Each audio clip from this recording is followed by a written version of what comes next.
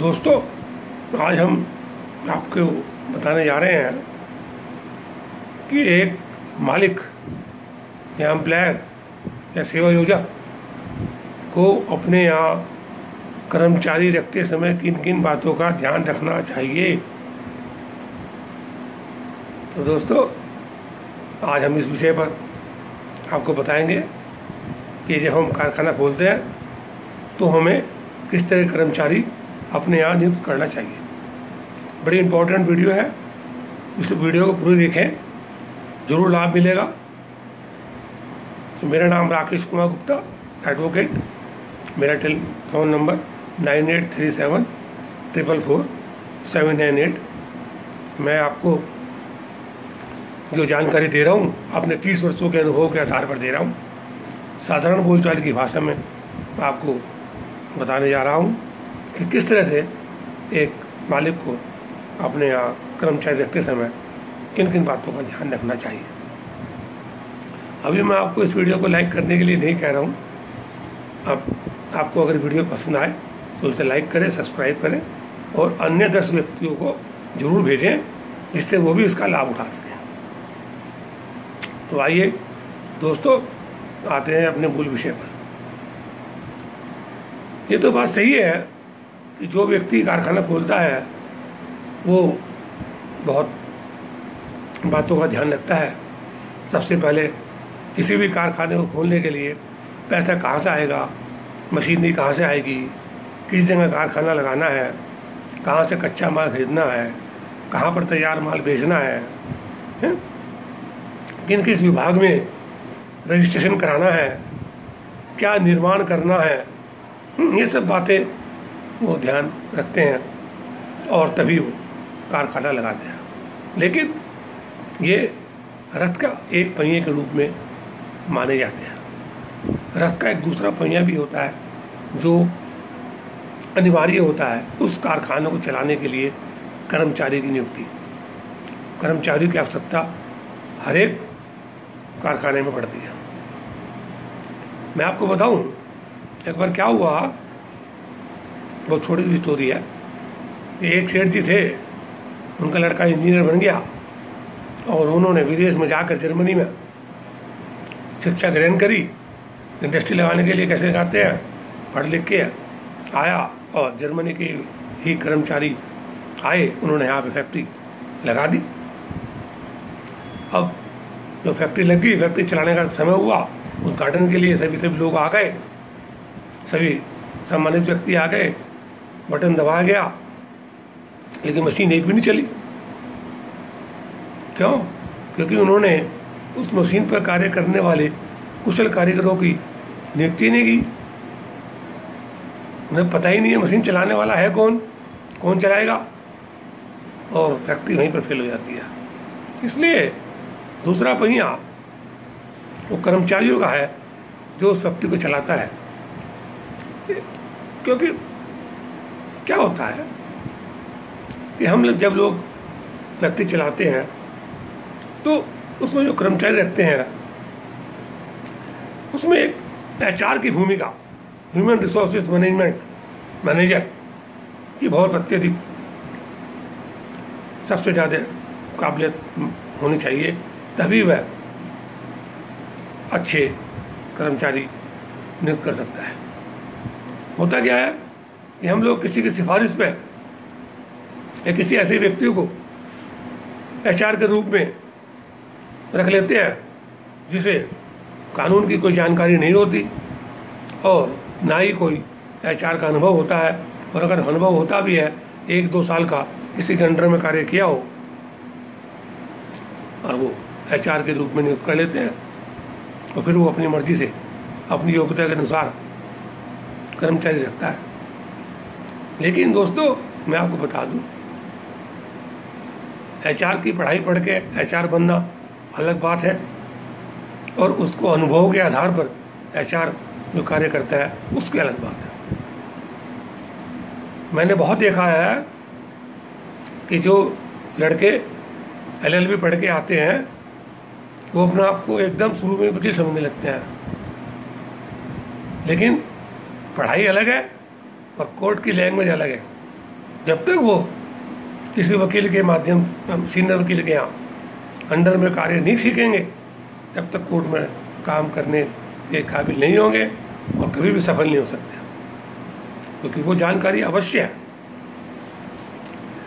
तो इसलिए मैं आपको बताना चाहता हूँ कि ये जो बात मैं आपको बता रहा हूँ ना, ये एक अनुभव के आधार पर बता रहा हूँ।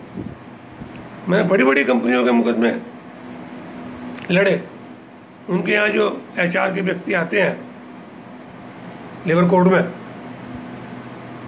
तो उन्हें ये पता ही नहीं होता कि किस तरह से आरोप पत्र देना चाहिए था, किस तरह से उसमें जवाब देना चाहिए। उन्हें इस बात की जानकारी नहीं होती। उन्हें ये पता ही नहीं होता कि किस मशीन पर किस योग्यता का व्यक्ति रखना चाहिए। मैंने ये कई बार देखा है कि एक अशिक्षित व्यक्ति, अनट्रेंड व्यक्ति, ना ITI पास है, ना किसी तरह का डिप्लोमा पास है,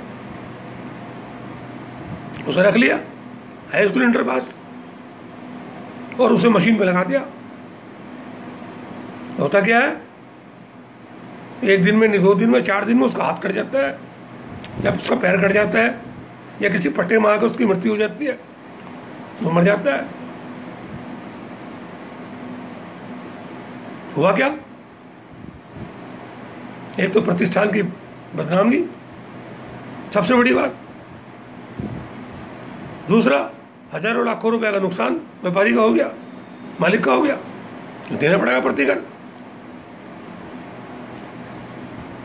तो इसलिए कर्मचारी को नियुक्त करते समय बहुत ही ज़्यादा काबिलियत की जरूरत होती है, बहुत ही एक्सपर्ट व्यक्ति आपको रखना चाहिए, जो सही जवाब दे, सही कार्य करे, श्रमिकों का भी ध्यान रखे, वेलफेयर का, और मालिक का भी वेलफेयर का ध्यान रखे। कितने ही HR को तो ये भी नहीं पता कि नियुक्ति जब करते हैं तो नियुक्ति पत्र कैसे देते हैं, क्या क्या लिखना चाहिए उसके अंदर, और बाद में जब कोई एक्शन लेना हुआ वो नियुक्ति पत्र में होता नहीं है, कार्रवाई हो नहीं पाती। कितने ही HR को ये नहीं पता कि मिसकंडक्ट होता क्या है, कौन कौन से मिसकंडक्ट होते हैं, क्यों? उन्होंने कभी कारखाने में लागू स्टैंडिंग ऑर्डर पढ़े ही नहीं, जानते ही नहीं, उन्हें पता नहीं है। अगर मिसकंडक्ट किसी कर्मचारी ने किया है, कोई अपराध किया है, तो उसे कैसे और कितना दंड देना चाहिए, कब वो मिसकंडक्ट माना जाएगा। उन्हें नहीं पता कि ठेकेदार को कैसे नियुक्त कराना चाहिए, क्या क्या जिम्मेदारी ठेकेदार पर डालनी चाहिए, किस तरह से उनसे एग्रीमेंट करना चाहिए। उन्हें नहीं पता किस कर्मचारी को कैसे आरोप पत्र देना चाहिए, क्या उसको लिखना चाहिए। उन्हें नहीं पता आरोप पत्र के बाद इंक्वायरी भी होती है, नहीं होती है कोई बात, सेवा समाप्ति से करते समय क्या बात लिखनी चाहिए।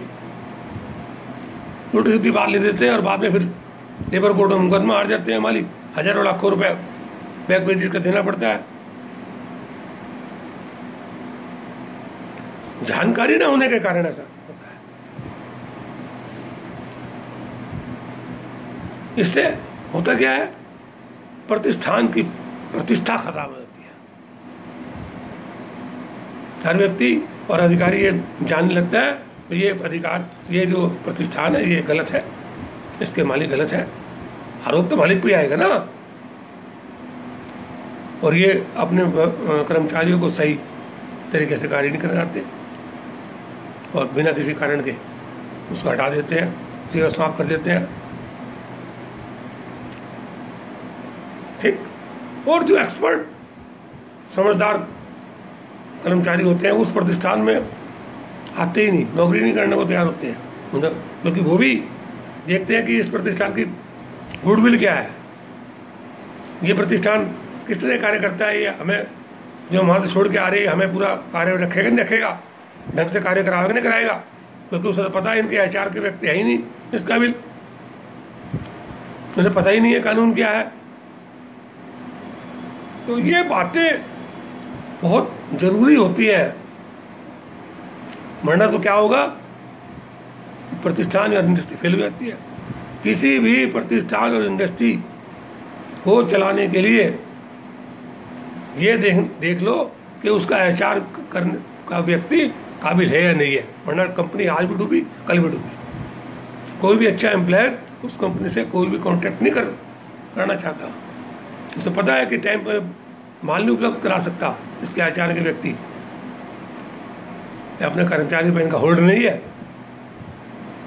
तो कर्मचारी को नियुक्त करने वाले व्यक्ति, HR मैनेजमेंट के जो व्यक्ति होते हैं, उनमें क्या क्या काबिलियत होनी चाहिए, इसकी मैं आपको अगली वीडियो में बताऊंगा, क्योंकि ये वीडियो बहुत लंबी हो जाएगी, आपको जानकारी पूरी नहीं हो पाएगी इसके अंदर। अब अगर आपको मेरी ये वीडियो पसंद आई, उसे लाइक सब्सक्राइब करें और दूसरी वीडियो जरूर देखें।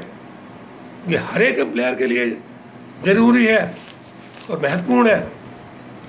मैंने इससे पूर्व में दुकान के जो मालिक होते हैं उनके लिए वीडियो तैयार कर रखी है, उसका लिंक मैं इसमें नीचे दे रहा हूँ।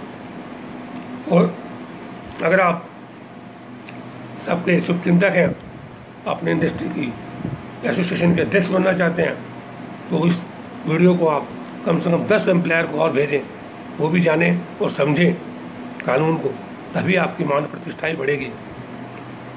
इसे लाइक ज़रूर करें, सब्सक्राइब जरूर करें, घंटी जरूर बजा दें, क्योंकि अगली वीडियो सबसे पहले आपके पास पहुँचे, जिससे आप उसका लाभ उठा सकें और दूसरों को लाभ दे सकें। धन्यवाद।